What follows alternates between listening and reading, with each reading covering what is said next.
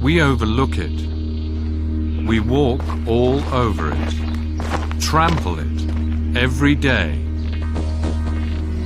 Yet we need it, like the air we breathe. It's about time that we talk about soil, and certainly about time that we start protecting it. There can be no life without it. It feeds us, and we are responsible for it.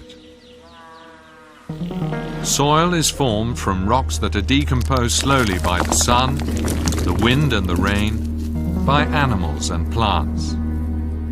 In this way, 10 centimeters of fertile soil are created in 2,000 long years, only 10 centimeters in 2 millennia. Soil that we deplete in only a few years, gone forever. Forests and plants protect the soil. But every year, 13 million hectares of forest are cut down. Fields are cultivated inadequately. Added to that are monocultures and farming on slopes. After the harvest, fields are left naked and unprotected. All this greatly accelerates erosion. And so, gone with the wind, washed away by water.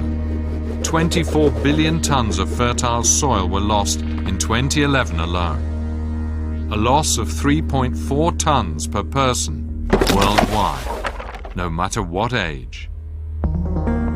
Erosion costs each person $70 per year, a worldwide cost that amounts to $490 billion, an astronomical amount.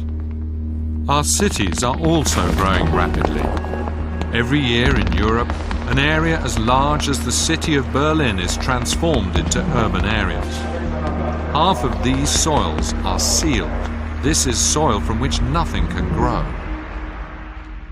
But fertile soil is finite and therefore invaluable.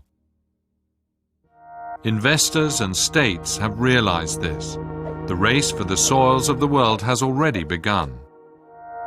Land grabbing, often with questionable means for questionable purposes. Millions of hectares of land change owner every year. The price? Ruined lives, uprooted families. Usually, these are the poorest of the poor. Often they have no choice. They destroy the forest because they need land to survive.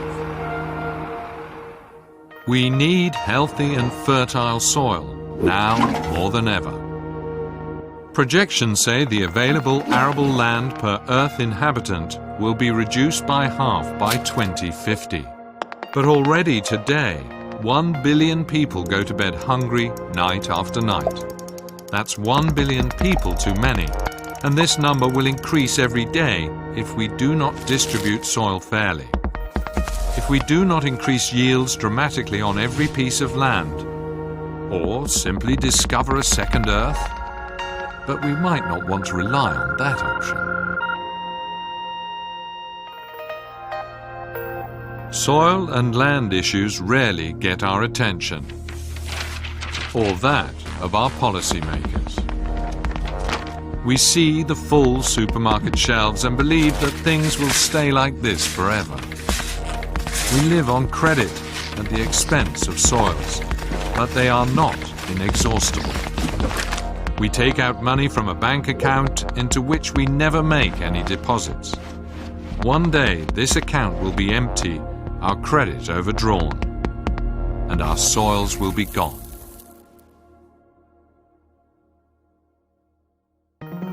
But there is good news. We have long known what we must do in order to preserve soils for our children. Let's remember, soil is a sensitive living being who wants to be taken care of. It is not a factory. Everyone has a right to soil. This right must be safeguarded by the law. And we cannot afford to bury our livelihood under a layer of asphalt. Now it's up to us. We must open our eyes and find ways to apply our knowledge, so we don't end up losing the ground under our feet.